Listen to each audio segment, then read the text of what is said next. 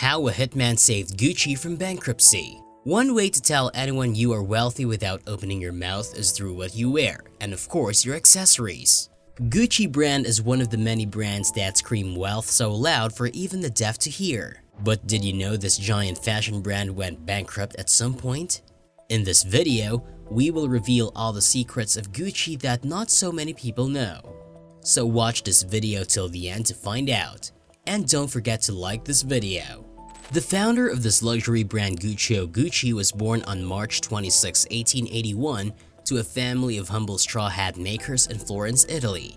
His parents expected Gucci to take over the family business, but by the time he was of age, the family business had gone bankrupt. You will not believe what you will see next. Gucci was driven out of the house by his father, and with nowhere else to go, Gucci traveled to London, where he worked as a bellhop at the high-end Savoy Hotel. While working as a bellhop, he got a glimpse into the life of the elite.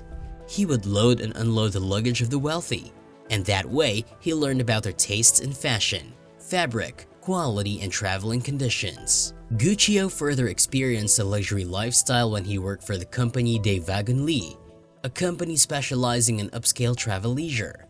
He observed that the wealthy all traveled with elegant items. He also discovered that they don't mind the cost of items so long it offers quality. After several years in London, Gucci went back to Florence. He worked at an antique store and then started a family after marrying Ada Cavalli. Well, not for long. Gucci was forced to travel out of Florence again when he was conscripted into the army during World War I. When the war ended in 1981, Gucci returned to Florence, and to survive during the harsh economy, Gucci got a job in a company that specialized in quality leather products. Gucci learned the rudiment of the trade, including how to work with different types of leather. Shortly after, he was made the manager of the company's branch in Rome. Meanwhile, his wife wouldn't leave Florence for Rome with him, so he had no choice but to travel back and forth. He told his wife how he longed to open his own store, and then during one of his trips to Florence, Gucci and Ada went on a walk when they spotted a small shop for rent. Ada encouraged Gucci to take over the shop to pursue his dream of owning a personal store. Having received his wife's consent, Gucci paid for the shop with a savings in addition to a loan from a friend. Gucci named his new store Valigeria Gucci, later shortened to Gucci. The new store sources quality leather from Tuscany, Germany, and England to specialize in making elegant handbags and luggage. At this point, Gucci put his experience working at the Savoy Hotel to good use, and nearly all the products he commissioned were unique pieces. Eventually, those who supplied him with leathers could not keep up, so he resorted to opening a new store to make and repair his products. Shortly, Gucci became so popular among the elite. Wait a minute, this is not everything. Later in the video, we will show you how an assassin saved Gucci from bankruptcy. Despite Gucci's popularity, he was struggling with finances, and his family and staff were not aware until he couldn't hide it anymore.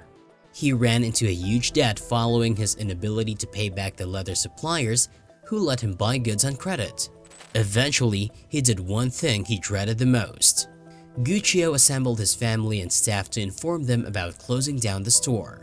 Unable to bear Gucci's change of fate, his future son-in-law stepped in, offering him the savings he put aside to marry his daughter. Gucci accepted the offer, and he was able to offset the loan. Later, Gucci hired a team of artisans, and each one of them was responsible for completing a product on their own from start to finish.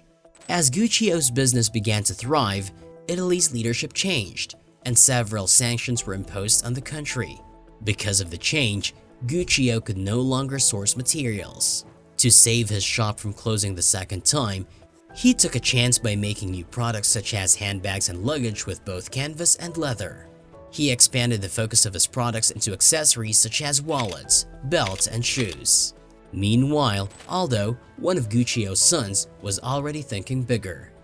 He saw the thirst for Gucci's products in all the European countries he visited, so he thought to expand the Gucci line to those places. Aldo informed his father about the expansion. Gucci was initially hesitant but later agreed, and the branch was opened in Rome. Fortunately for them, the Rome branch was their savior when the Second World War broke out, As soldiers trooped in and out of Rome, they bought Gucci products for their mothers, wives, and girlfriends back home. After the war ended, Guccio took loans to keep the two shops open, and his team worked tirelessly to make elegant products such as bamboo handles and pigskin bags. In the early 1950s, Gucci had a new shop in Milan. Meanwhile, his sons Aldo, Rodolfo, and Vasco stealthily flew to New York to find a location for their first American store. The trio took a bank loan and settled on a small shop near the Fifth Avenue. When Guccio found out about their escapade, he was furious. After a series of back and forth, Guccio eventually agreed to their plan. A year later, Gucci was fully established in New York, and it will go down in history as one of the first Italian brands to have its store in New York. Gucci became popular among the elite and royals alike. Royals like Queen Elizabeth II and Princess Grace of Monaco were fans of the Gucci brand. It was apparent that New York was the epicenter of Gucci's worldwide expansion, which put the Gucci family in a celebratory mood. However, barely 2 weeks after the grand opening, the celebration sadly came to a halt when Guccio suddenly dropped dead following a heart attack. Rather fortunately, Guccio had a will before his death, and following his passing, Guccio went to his 3 sons, while his son-in-law, who once saved the company from closing down, was left out.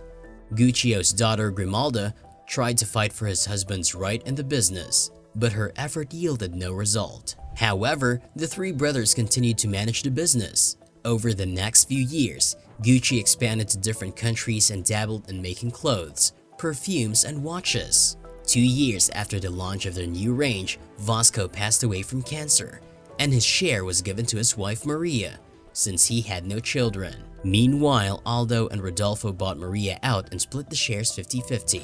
Later, Aldo splits his shares between his sons, Giorgio, Paolo, and Roberto. Rodolfo, on the other hand, refused to split his share with his only son, Maurizio. Meanwhile, following Rodolfo's passing, Maurizio was handed half of the company, and he became greedy for more, kicking out Aldo. Maurizio decided to buy his family out through the services of an investor called InvestCorp. 2 years after the deal with InvestCorp, Maurizio bought out his family. However, Gucci lost not less than $30 million in a year. InvestCorp agreed to save the company, but under the condition that Maurizio leaves.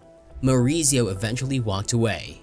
2 years later, his ex-wife hired an assassin to eliminate him, and his lifeless body was found outside his office.